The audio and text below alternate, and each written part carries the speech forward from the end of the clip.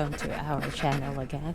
And for today's video, dito pala tayo sa course of Annyeong! Welcome to Oh my Seoul, god, where something tradition meets ridiculous trend and happened every last night. corner has a story to tell. I'm taking you through vibrant streets, hidden gems, mouth-watering eats, and all the K-culture magic you have been dreaming of.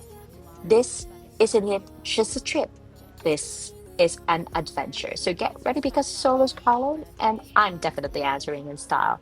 Let's dive into Seoul together, one unforgettable moment at a time.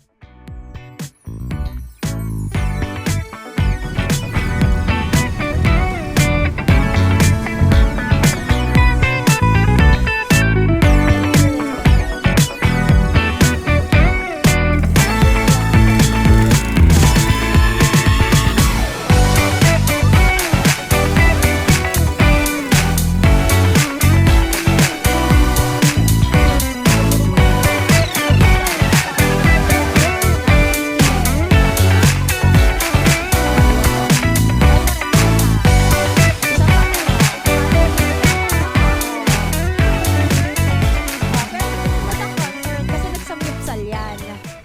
Journey, three, two, one.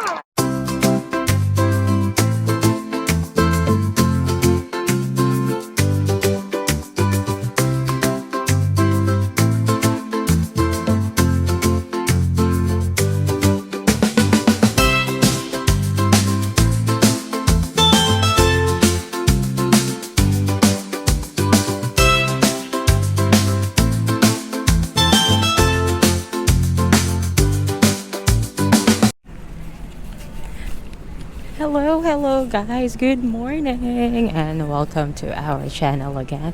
And for today's video, dito pala tayo sa course of Myeongdong. But, oh my god, something ridiculous happened last night. Alam nyo ba? Kalimutan ko yung passport ko sa Hanbok rental house. And now, I'm going there to get it. Hopefully, makuha ko siya. Pero positive naman ako makukuha ko siya kasi first and foremost, ano gagawin nila sa passport ko. But now, I'm heading to... Okay. I think I got lost, but okay. So first is I'm heading to my friend's hostel. Alright, I'm gonna meet her there. And then she's going with me. Manonood kasi siya ng concert mamaya ng BTS. I'm not sure kung sino yung may concert mamaya. Pero ngayon sasamahan daw niya muna ako. So we're gonna get coffee and we're gonna get the food and then yeah, we're heading. Ayun. Okay.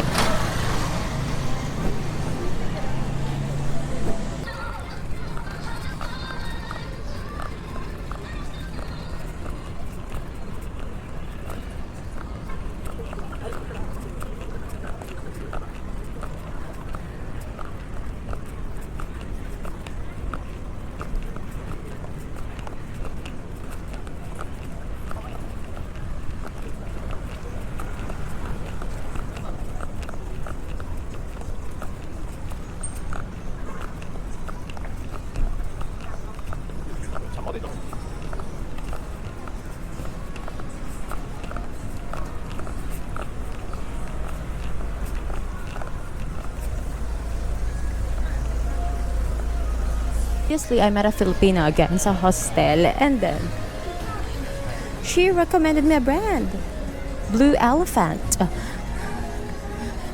And according to her, it's a brand of shades. It's just like a gentle monster, but a cheaper version of gentle monster, and their manufacturer is just the same. It's just according to her, okay? So I'm not sure yet. I haven't researched it yet. Actually, I'm searching right now about it while I'm thinking of getting a pair of sunglasses from Blue Elephant. Oh, eto na naman tayo. Okay. I'm decided I'm gonna buy the pistachio chocolate here. Not the pistachio chocolate that you're thinking, but the pistachio chocolate. This one. It's like a Mallows, but it's Baskin Robbins. And it's just 5,900.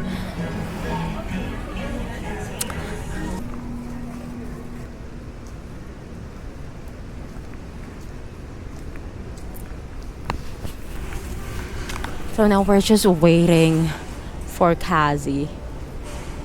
So I'm actually thinking of getting Isaac Toast. I just learned it from the Filipino that I met in the hostel, the one who told me about Blue Elephant. And since it's just nearby, it's just there. So I think I'll get one. And then of course the coffee that I really wanted to try, the Mega Coffee or the Mega brand coffee. So yeah, it's Mega brand coffee and then Isaac. I'll combine it, alright? Because I haven't taken my breakfast yet. So let's just wait for her. But I think I'll queue now while waiting for her, no? So this is a coffee and now we're making pila na. This is right behind this.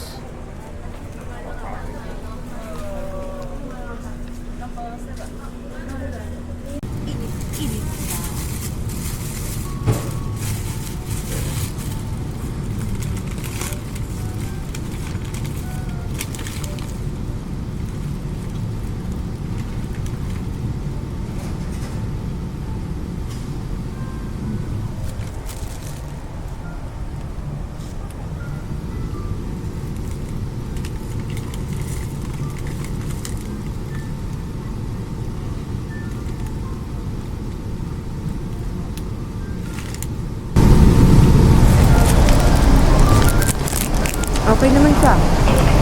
Para siyang ano. Para lang sa may honey. Ay, ang sarap niya.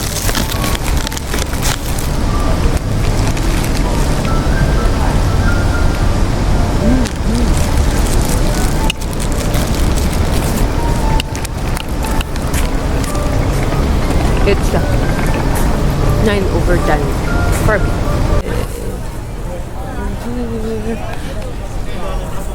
And we are now here at Namdaemun Market. And finally, naabutan natin siya bukas kasi kagabi. Sarado na siya. Nagpunta kami. Kahit sabi ni Google Map, it's up till midnight sila. And I was able to buy Keychain and Souvenir Shirts.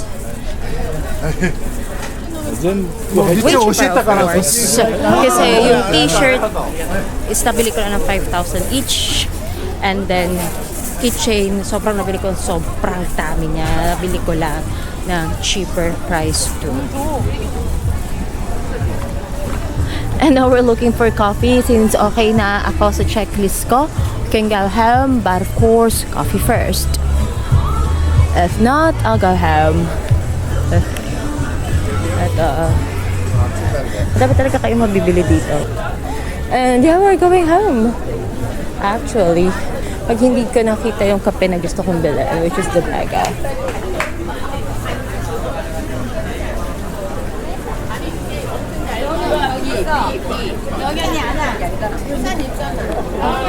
So, yun ba yan?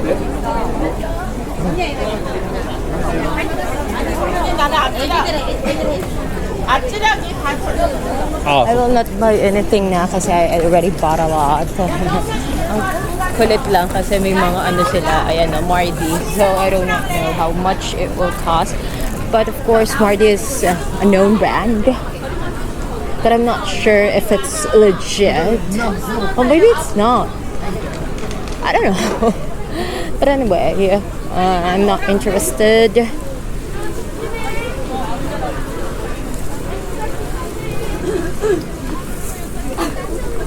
And Paris and I've made in Korea. So I just wanted to buy a cap for a Gino. Maybe later because I saw one in Myeongdong and it's a 10,000 won. So yeah. Probably let's go home. And doon na lang ako bibili ng coffee.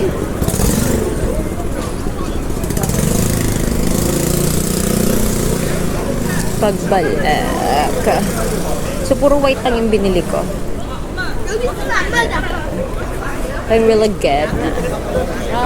You know, meron doon I love Korea. Okay, there. I saw the Mega Kineme brand na. So I'm really controlling myself not to buy a lot anymore. Kasi I'm vacationing for myself, not to anyone else. So ang iisip ko lang is of course yung family ko, then si Yzzy, si Gina, and that's it.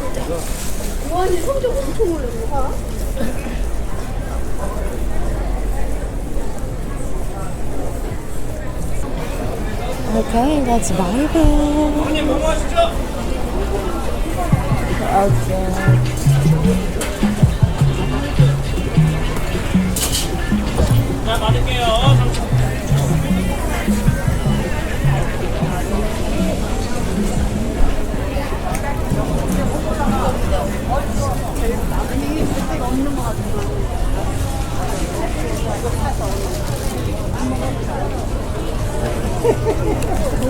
So it's raining now. I'll just buy a coffee and let's go. So we are back now in Myeongdong. I know this is crazy, but I made a big girl purchase, guys. Yes, I bought a gentle monster. You famous model nila. I know it's too late, but who cares? I really like that. And besides, the reason why I bought it here is because super mura niya. Imagine, tax free. I bought it purchase only 11,000 pesos. And the Philippines is around 18 to 20,000, I think. This one is just 11, so it's 12,000, and then since it's tax free, it's just 11. Oh my god, I'm so excited.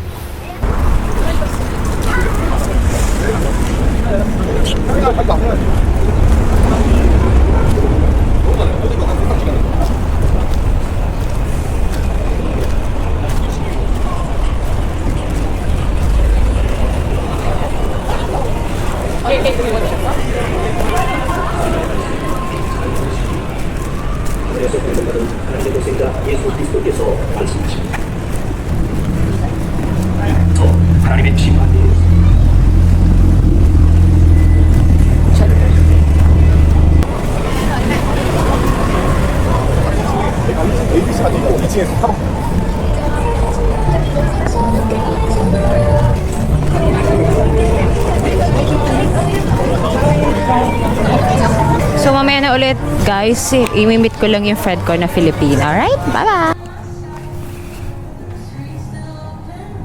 And we're in Skin 1004. Sinamahan ko yung kasama ko sa hostel. And we're here. Oh my god, until now I still can't get over it. I bought my big girl purchase here in Korea. But anyway, it smells so good. It's like a hotel lobby. It's so enticing. Look at the structure of the building. Very cozy, very jungle vibe, like you're in a cave. Yeah, but it's cute. It's modern cave for me. It's overlooking some stores here. It's a bit gloomy again here in Myeongdong. Okay, so what happened next is after naming mapunta ng Gentleman Store at ng Blue Elephant, I went to the hostel, and then after that, nag-aya ang aking ka-hostel na mag-samyup. So, kumain kami ulit doon sa samyup na una ko kinainan. And now, eto kami, magkakasama kaming tatlo. Welcome to my vlog! At eto is galing sa concert ng BTS. Sino ang kanino? Ayun. Eto rin, isa pa. Isa pang army? Tama ba? Oh. Wow, you're learning. Oh, pero hindi siya nanonood ng concert kasi nagsamyupsal yan. I need to feed my tummy first. Pero may inatanan din ata siyang concert. Saan ba? Hindi wala 17 yun. Wala na. Tapos na. Uy, namamatay na. Nag-record pa rin yan. Ay, gano'n? Yes. Baka. Oh. Etong isa, pagod na pagod. Oh, pak. Natatalon ka ba doon? Ayun, ayan, ganda lang kami. Mga Pilipina na lahat nag-meet dito sa Korea because we are all solo traveler, di ba? Nakakatawa. Very, memorable tong Korea trip ko kasi ang dami ko naging friends dito na Pilipina. At ang dami ko rin na-meet dito ng mga K-pop fans. Pag uwi ko ng Pilipinas, K-pop fans na rin ako. Ayun. So yeah, we're just like here in Korea.